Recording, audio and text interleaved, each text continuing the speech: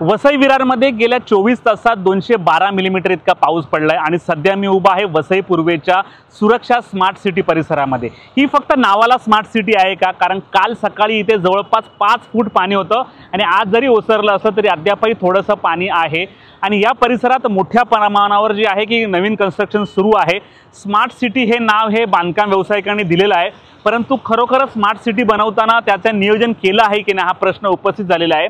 कारण गेल्या वर्षी देखील इथे 5 फूट पाणी होतं। कालचे व्हिडिओज जर पाहिले तर अक्षरशः गाड्या ज्या आहेत पाण्यावर तरंगत होत्या। 5 फूट पाणी म्हणजे लोक जाऊ शकत नव्हती, येऊ शकत नव्हती। दरवर्षी अशाच याप्रमाणे लोकांचे हाल होतात। आजही इकडे अनेक सोसायटीमध्ये लाईट नाही आहे, लोकांचे हाल बेहाल झालेले आहेत। लिफ्ट बंद आहे, त्यामुळे लोकांना पायऱ्यांनी खाली उतरून चढून यावं लागते। महिलांचे देखील अशा मोठ्या प्रमाणावर हाल होत आहेत। फक्त स्मार्ट सिटी नावाला आहे का? या स्मार्ट सिटीमध्ये राहणारे काही लोक आपल्या सोबत आहे, आपण त्यांच्याशी बोलणार आहोत। काय नेमकं त्यांचं म्हणणं आहे, काय सांगाल की ही फक्त स्मार्ट सिटी नावाला है कि स्मार्ट सिटी मध्ये रहने तुमचा हाल क्या है?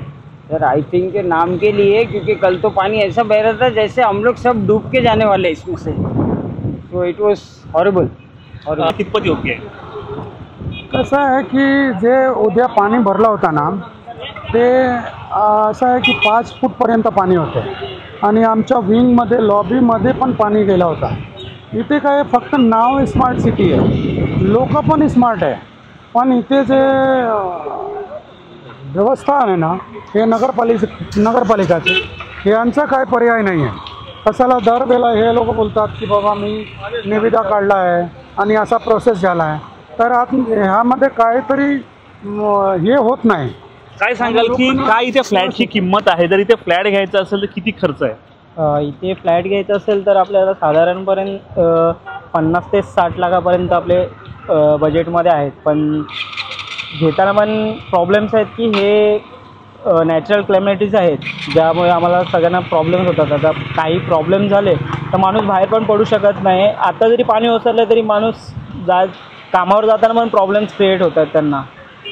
खरोखरच अजून काही लोक आपण त्याच्याशी बोलणार आहोत। सर तुम्ही काय सांगाल की ही जी स्मार्ट सिटी काय सांगा? हा बोला। बघा ना आमचं सगळं गाडी वगैरे ती बघा, माझी हातगाडी वडापावची होती ना ती पूर्ण गेली पाण्यामध्ये आणि माझे ड्रम कॅन सगळे आणि सगळं किराणा सामान पण होता ना याच्यामध्ये दुकानामध्ये, तर ते पण गेलं।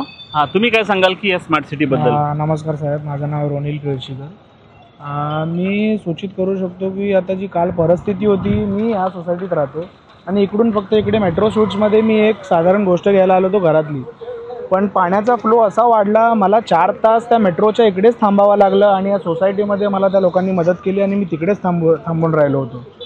त्याबद्दल अडचण अशी झाली होती की इथे ट्रॅक्टर फसला। काल ट्रॅक्टर फसल्यामुळे त्याचा पण एक मोठा प्रॉब्लेम झाला होता। खरोखरच लोक सध्या या पाण्याला वैतागलेले आहेत। स्मार्ट सिटीमध्ये घर घ्यायचं की नाही घ्यायचं हा विचार आता लोकांना करावा लागणार आहे। जर तुम्ही एखाद्या सिटीला स्मार्ट सिटी नाव देतायत तर त्या शहराचं नियोजन हे झालं पाहिजे, पाण्याचा निचरा कसा होईल हे देखील झालं पाहिजे। काल मुंबईत देखील पाऊस पडला, पण मुंबईतील पाण्याचा ताबडतोब निचरा झाला, परंतु ह्या पाण्याचा निचरा व्हायला 10 ते 12 तास लागतात। मग ही कुठली स्मार्ट सिटी हा सवाल आता उपस्थित झालेला आहे। प्रवीण नलावडे, वसई। गाडी तिथे आहे बघा।